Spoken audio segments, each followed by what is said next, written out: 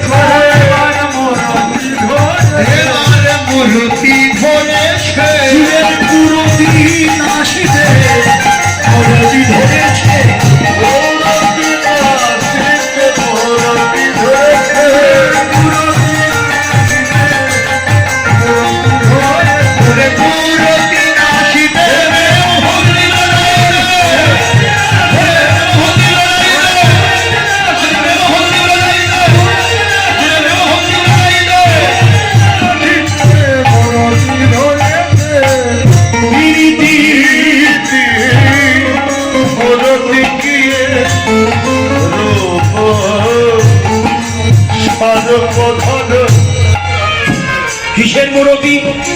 আমার গৌর হলো ভালোবাসার মুরতি, প্রীতি রসের মুরতি, ভালোবাসা। তিনি মুরতি ধরলেন ভালোবাসার মুরতি, প্রীতি রসের মুরতি, প্রীতি। প্রীতিটা কি?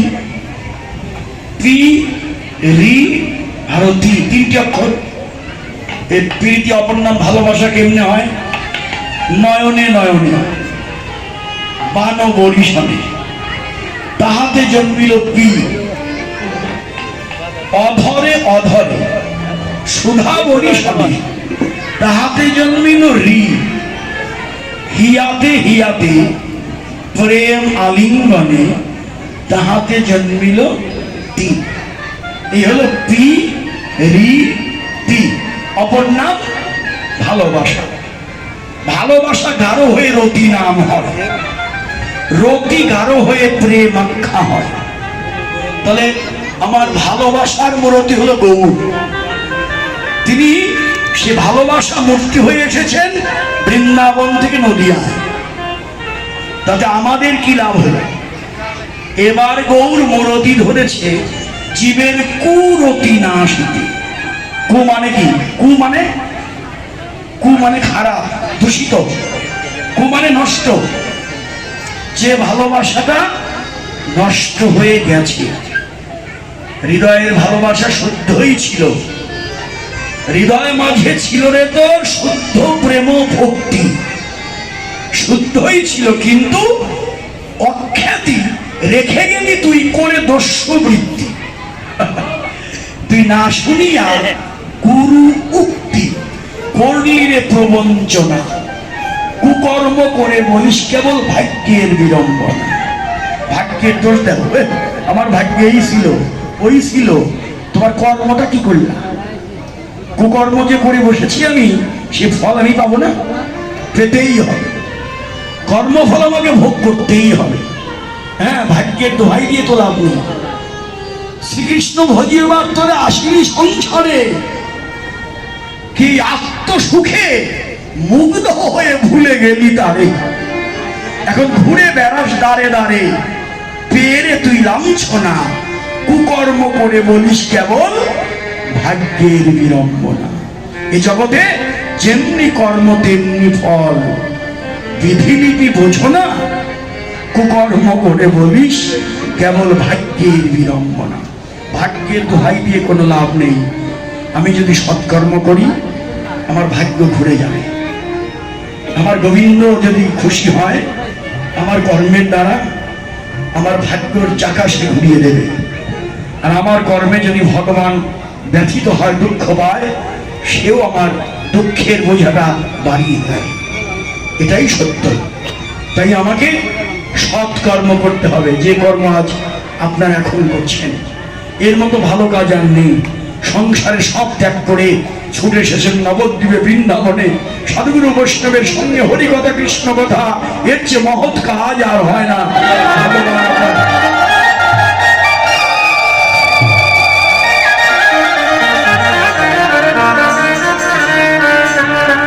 তাহলে আমার গৌর হরি এসেছেন আমাদের এই ভালোবাসাকে শুদ্ধ করে দেবার জন্য।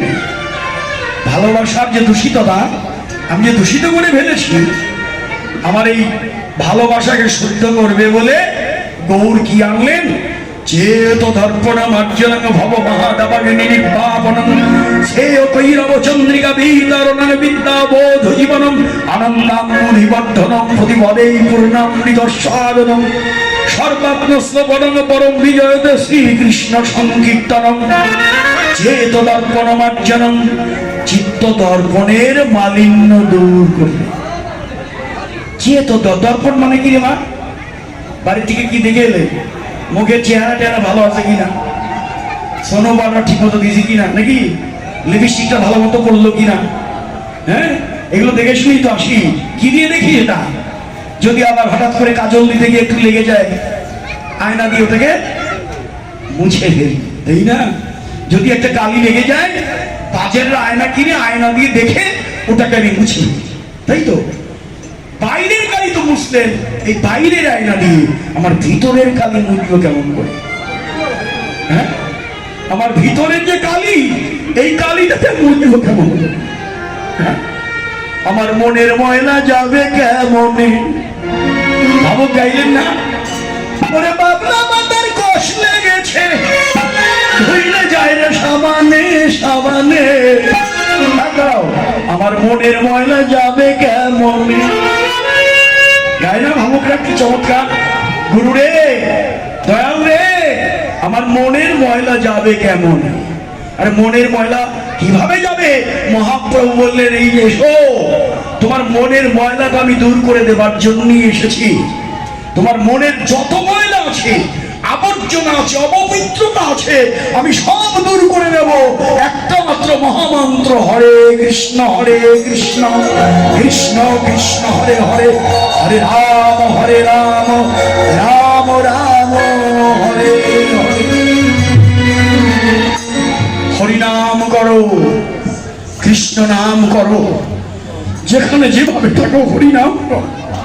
কৃষ্ণ নামে তোমার দেহের পাপ তাপ জ্বালা সব দূর হয়ে যাবে, তুমি শুধু হরিনাম করো। হায় রে, মহাপ্রভু কত বড় বান্ধব, তাকে ভজন করবো না আর কাকে ভজন করবো? যে আমাদের এত সহজ একটি ভজন শিখিয়ে দিলেন।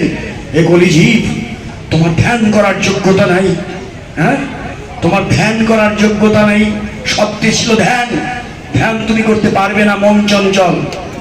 কি ধ্যানে বসেন তো দেখি, ধ্যান হবে নাকি? কিচ্ছু হবে না। আপনাদের কথা নাই বা বললাম, আমার তো হয় না। ধ্যান করতে গেলে আবার এখন 14 গুরু ধরে, একজন গুরুরই খবর নাই। আবার শিক্ষার গুরু, মানার গুরু, দীক্ষার গুরু, উপাসনার গুরু, গুরু 13 হয় না। এক গুরুই ভজন করতে পারে না, 14 গুরু হয়। আমার দুই গুরু লাগবে, 3 গুরু লাগবে। ধ্যান করবি কার? এই ধ্যানে বসে কোন গুরু ধ্যান করবি তুই? হ্যাঁ, চোখ বুঝে তো ধ্যান করতে হবে। কোন গুরুকে দেখবো? জগৎ গুরু একজন, হ্যাঁ, ভগবান কৃষ্ণ।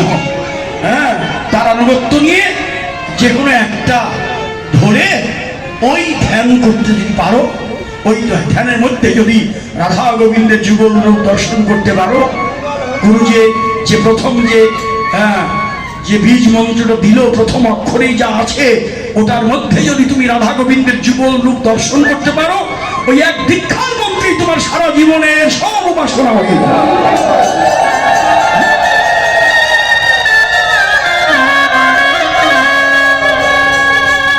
আসল গুরুর খবর নাই, নকল গুরু নিয়ে টানাটানি।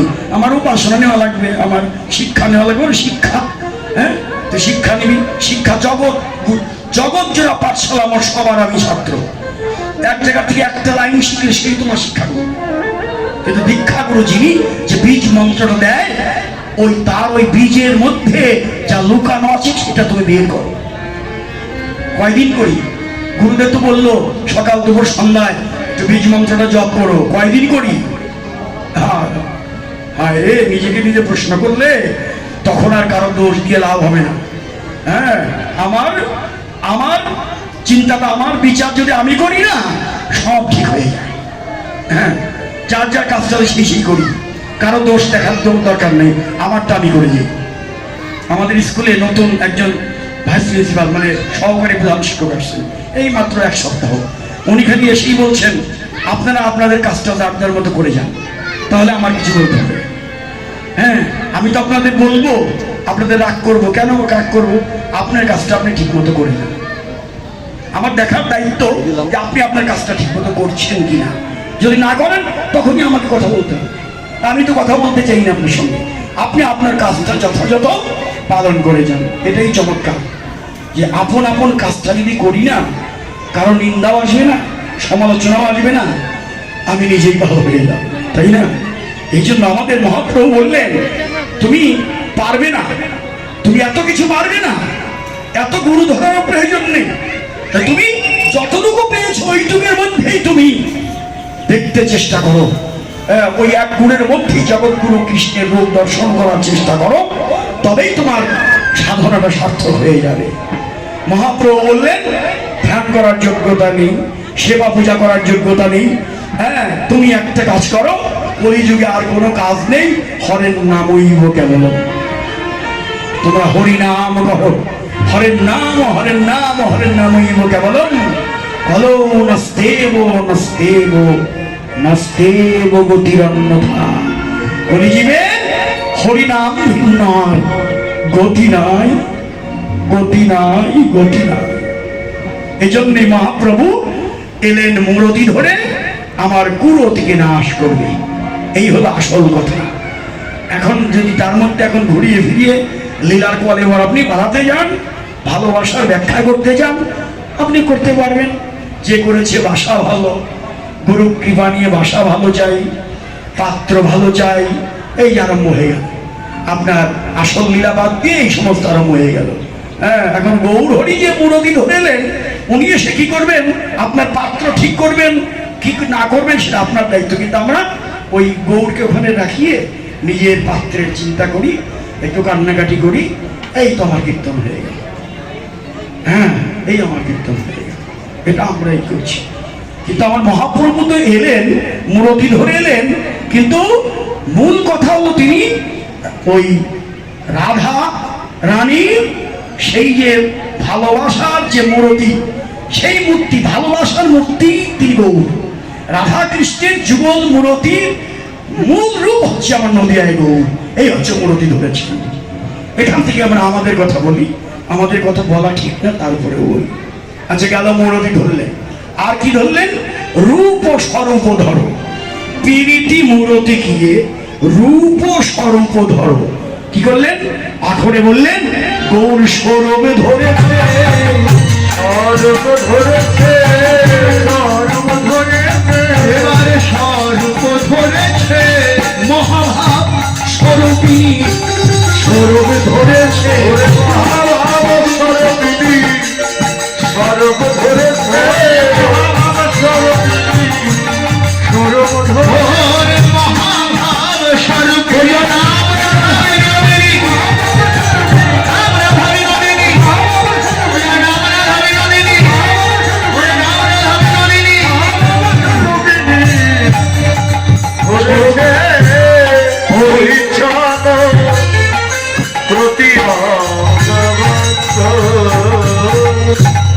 এই যে দেখেন, একদিকে গৌর মূরতি ধরে যাচ্ছে।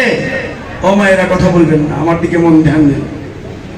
একদিকে বললো কি গৌর মূরতি ধরেছেন, আর এখন বললেন গৌর স্বরূপ ধরেছেন। কার স্বরূপ ধরেছেন? বললাম মহাভাব স্বরূপিনীর স্বরূপ ধরেছে। মহাভাব স্বরূপিনীকে অনেকে জানেন, অনেকে জানেন না। মহাভাব স্বরূপিনী হচ্ছেন শ্রীমতী রাধা রানী। তাহলে গৌর হরি কার স্বরূপ ধরলেন? রাধা রানীর স্বরূপ ধরলেন। রাধার ভাব কান্তি অঙ্গে নিয়ে এলেন, এটাই তো মূল কথা। গৌর স্বরূপ ধরেছেন, অর্থাৎ রাধার ভাবকান্তি নিজ অঙ্গে ধারণ করে এসেছেন। এটাই শুদ্ধ লীলা। বুঝতে পারলেন? এইটুকুই ঠিক, এরপর একটু আর কোনো ঠিক নেই। গৌর স্বরূপ ধরেছে, এটাই আপনি দেখবেন, ধ্যানে দেখবেন। এই তো গৌর রাধার ভাব কান্তি অঙ্গে নিয়ে এসেছেন। বিশুদ্ধ বৈষ্ণবেরা এইটুকু নিয়েই থাকবে। এখন আমরা তো আর ওইভাবে পারি না, এখন আমরা আমাদের কথা শুনতে চাই। আরে গৌর রাধার ভাব কান্তি নিয়ে এলো, তাতে তো ভালো, কিন্তু আমাদের জন্য কি করলে? এই যে এবার পদকর্তা আমাদের কথাটা বলে দিলেন। পদকর্তা বলেনি, এই যে আমাদের দুনিয়ারা আমাদের ভাব, ভাবুকরা ভাব দিয়েছেন। গৌর এবার এবার এবার কথা আসবে, এবার স্বরূপ ধরেছে,